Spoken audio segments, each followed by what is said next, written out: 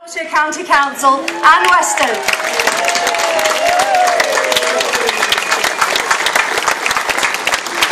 Thank you.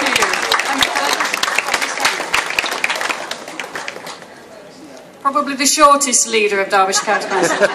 Thank you. I'm really honoured to be speaking from this platform today as the incoming leader of Labour Derbyshire County Council.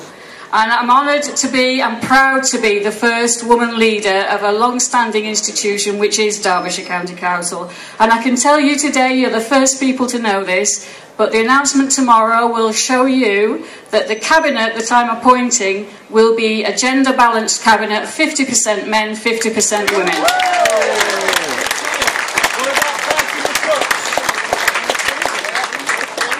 Right, so what's the political picture in Derbyshire now? Well, the 64 councillors in Derbyshire, county councillors, 43 of them are now Labour, 18 Conservative and 3 Lib Dems.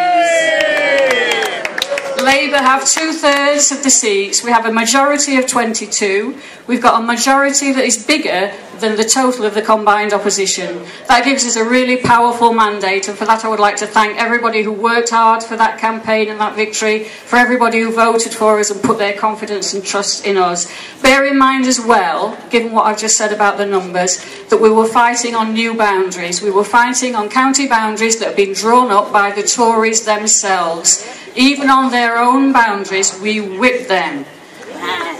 So from north to south, east to west, from Glossop to Swadlincote, from Killamarsh and Dronfield to Wirksworth, we have Labour councillors right across the county of Derbyshire. Chesterfield is almost a Lib Dem free zone. And the redoubtable Martin Stone tried his hardest to make it 9 out of 9. Martin, you fought a tremendous campaign. There's a lot of talk at the moment from the National Labour Party about One Nation. Well, this is One Nation Derbyshire because we won Belper in the Tory heartland of mid-Derbyshire. John Owen, who I know is here somewhere because I've seen him with his bike. John Owen won the seat of Belper back for us. And in Matlock, in the heart of Derbyshire Dales, the magnificent Andy Botham over there with Toby Perkins. He's not a man, he's a campaign machine.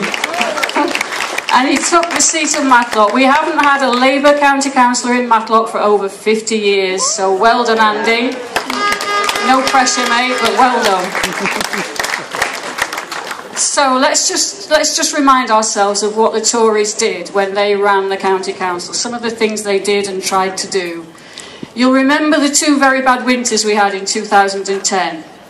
And what did they do after that? They cut £1 million from the winter gritting budget. I mean, how stupid is that? And we've all seen the impact of that in the winters that have followed. We are committed to putting that £1 million back, but not just replacing it in the same old way. We need to get out into communities and to find out which are the streets that lead to the schools, that enable people to get to their jobs, that enable old people to get to the shops. What does each community need to clear the roads when the snow comes?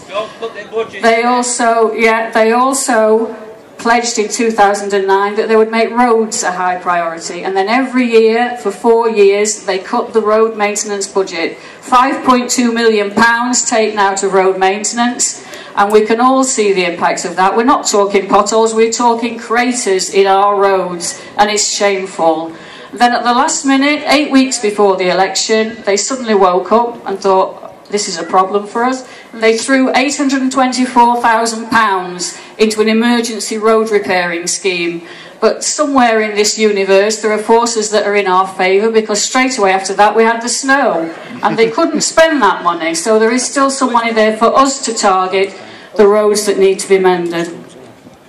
Social care, massive changes in social care. Derbyshire was the last authority in the country, I think, that still had a free home health service in 2009. They changed that, they introduced charging, they increased the threshold so less people could get access to a service, they cut day services, they threatened the closure of all the Derbyshire residential homes. Derwent House in Chesterfield has already faced closure. All these things. Youth service has already been mentioned. We fought that. We fought a very strong campaign with young people in Derbyshire, and we thought we'd stop that one, but they came back under the radar and they've been attacking youth worker contracts and the careers guidance service as well. Services for disabled children and disabled adults as well. They've gone for the most vulnerable. They've gone for the people who don't have a loud voice, and we have to give them that voice. And worst of all, I think in relation to today, they cut the grant for the Derbyshire Unemployed Workers Centres. The fantastic work that organisation does and the increasing demand for their services, and they cut the grant. It was pure political spite. They didn't cut it by 5% or 10% or 50%. They cut it by 100%. That is just pure evil spite. And we've seen, haven't we, nationally and locally, that services that take decades to build can be destroyed in months. And that's the task that's facing us. And we've got a big job to do. So we've started already. We've assessed the situation. There have been deals done even in the last few days leading up to the election. There were contracts signed and things have been stitched up, I'm sure. So we've got to understand what it is we've inherited. There are £130 million worth of cuts coming our way, thank you, Eric Pickles. We need to look at how we deal with that and fight that. And I've got no doubt, and if you want to talk to me, don't shout at me, come and talk to me afterwards, because I'd love to talk to you. Okay, see me later. Right, okay, so I've got no doubt that Derbyshire County Council is in a very bad place. But that's not what keeps me awake at night.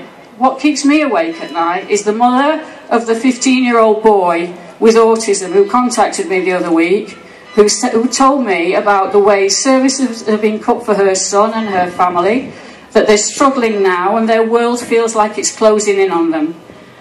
What keeps me awake at night is the 92-year-old man in Buxton who told us that he's not bothered about a council tax freeze that saves him a few quid a year because he's got to pay £25 a week for the care services that used to be free. I'm thinking about the man in Clay Cross with learning disabilities whose services have been cut, who's built himself an independent life and now sees all that being taken from him. And the young man in Long Eaton who did have a job and lost it, and he's been in and out of work ever since, and he doesn't see a future for himself. I'm thinking about the Derbyshire families who are queuing at food banks to feed their families. That's what keeps me awake at night. And your sportsmen actually supported them. So what will we do? What will we do? We wrote a 20-page manifesto, but that can be summed up very neatly in the words of a friend of mine who said, it's about jobs, it's about poverty, and it's about social justice. So we will introduce the living wage for Derbyshire County Council employees. We will sign up to Unison's Ethical Care Charter, which guarantees dignity, respect and care for citizens and decent pay and conditions for the care workers who work for private care agencies. We will defend the NHS in Derbyshire, and we will bring jobs to Markham Vale. We'll work with the Midlands TUC and others to develop proper apprenticeships, and we'll work with voluntary organisations to fight loan sharks, and there's a lot more. It will be tough, and there may not be so much loud cheering next year, I'm aware of that. But we've proved that Derbyshire is the beating Labour heart of Britain, and no doubt Pickles and Cameron will target us for even worse cuts because of that. But we've got to stay true to what we believe in: fairness, equality and social justice. And if we stand together, we can achieve great things. Thank you.